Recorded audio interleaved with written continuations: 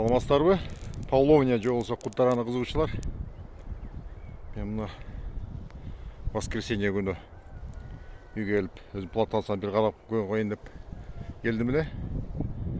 Азыр могул жерлерди айдатылган боюнча таштап салганбыз. Азыр трактор келип дагы жерди майдалап жөөк тартат. Анан бул жерге биз көчөт тегебиз. Клиенттерге чоң көчөттөр сатылды. Эң акырында абдан майда 20-30 сантиметр көчөттөр калган эле, анча өспөй калгандар. Ошону отургузуп койсок, карагыла кандай өсүп баштаган.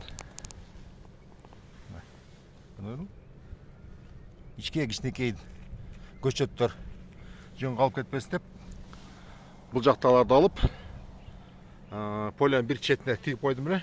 Монтип жакшы өсүп калыптыр. Могул жакта бир чоңу, могул кичинекей өсүп атат. Дагы bir жумадан кийин могул жакшы өсүп атыптыр. Бирөөнү калтырып, могулуну алып коебуз.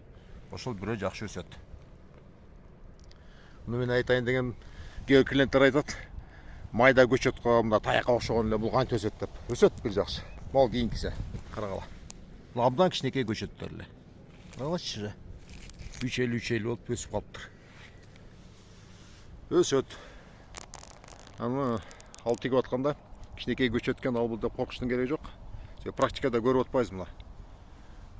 Интернетке, инстаграмга чыгарып атам. Реально болгон ишти өсөт.